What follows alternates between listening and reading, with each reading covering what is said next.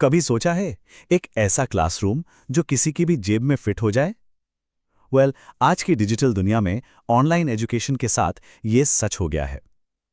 पर सवाल ये है कि क्या सीखने का ये नया तरीका वाकई उतना ही अच्छा है जितना हमें लगता है?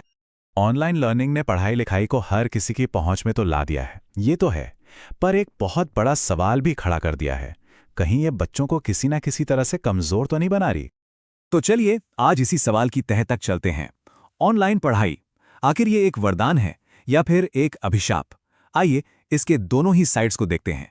इसके फायदे क्या हैं और नुकसान क्या क्या हैं। तो शुरुआत करते हैं अच्छी चीजों से, मतलब ऑनलाइन एजुकेशन के फायदों से। आखिर ऐसा क्या है इसमें जो इसे इतना पॉपुलर बना रहा है? सबसे पहली और सबसे बड़ी बात है आज़ादी। मतलब दुनिया के किसी भी कोने में बैठकर पढ़ाई की जा सकती है। घर हो, गांव हो, शहर हो, बस एक इंटरनेट कनेक्शन चाहिए। फिर आता है टाइम। सोचिए स्कूल कॉलेज आने जाने का कितना सारा टाइम बच जाता है। और पैसों की भी बचत होती है क्योंकि ट्रैवल, हॉस्टल, इन सब का खर्चा खत्म। और शायद जो सबसे कमाल की बात है वो है रिकॉर्डेड क्लास का ऑप्शन। कोई टॉपिक समझ नहीं आया, कोई बात नहीं, उसे अपनी स्पीड से जितनी बार चाहें दोबारा देख सकते हैं। और हाँ, एक और फायदा है, इससे स्टूडेंट्स वो टेक स्किल्स भी सीखते हैं जो फ्यूचर के लिए बहुत जरूरी हैं। लेकिन जैसा कहते हैं ना, हर सिक्के के दो पहलू होते हैं। तो अब बात करते हैं ऑनलाइन पढ़ाई से जुड़ी मुश्किलों की। इसके नुकसान क्या है? यहां सबसे बड़ा विलन है डिस्ट्रैक्शन। फोन पर लगातार नोटिफिकेशंस आते रहते हैं और पढ़ाई पर ध्यान लगाना एक जंग लड़ने जैसा हो जाता है ना? फिर बात आती है हेल्थ की। घंटों स्क्रीन के सामने बैठने का असर सिर्फ आंखों पर ही नहीं, मेंटल हेल्थ पर भी पड़ता है। और घर पे स्कूल वाला डिसिप्लिन, वो माहौल बनाना भी बहुत मुश्किल होता है। और एक बहुत जरूरी चीज है सोशल डेवलपमेंट। जब दोस्तों और टीचर से फेस टू फेस मिलना ही नहीं होता तो वो सोशल स्किल्स कैसे डेवलप होंगी? और आखिर में इसकी सबसे बड़ी कमजोरी, इंटरनेट पर डिपेंडेंसी। अगर नेटवर्क गया तो समझो क्लास भी गई। तो अब इतने सारे फायदे और नुकसान देखने के बाद सवाल यह है कि फिर रास्ता क्या है, सोल्यूशन क्या है? और जवाब किसी एक साइड को चुनने में नहीं है, बल्कि एक बैलेंस, एक सही संतुलन बनाने में है।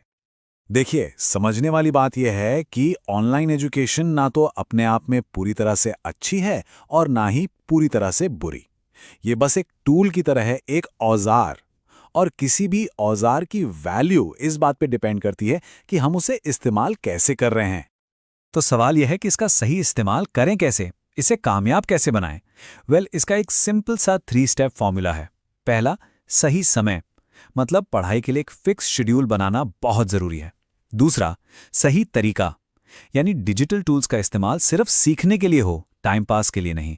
और तीसरा, जो कि सबसे जरूरी है, वो है सही बैलेंस, मतलब ऑनलाइन और ऑफलाइन एक्टिविटीज के बीच एक हेल्दी मिक्स होना चाहिए। तो बात सीधी सी है, अगर ऑनलाइन एजुकेशन को सही डिसिप्लिन और एक अच्छी स्ट्रैटेजी के साथ यूज किया जाए तो ये सीखने का एक जबरदस्त जरिया बन सकता है, इसमें कोई शक नहीं है। तो इन सारी बातों को समझने के बाद एक सवाल तो मन में आता ही है कि आखिर बेहतर क्या है, ऑनलाइन या ऑफलाइन एजुकेशन? इस बारे में लोगों की क्या राय है, ये जानना दिलचस्प होगा। अपनी राय नीचे कमेंट्स में शेयर कर सकते हैं। और आखिर में बस एक छोटी सी बात सोचने के लिए कि स्क्रीनें बढ़ीं तो किताबें घट गईं। इस लाइन पर जरा गौर कीजिए।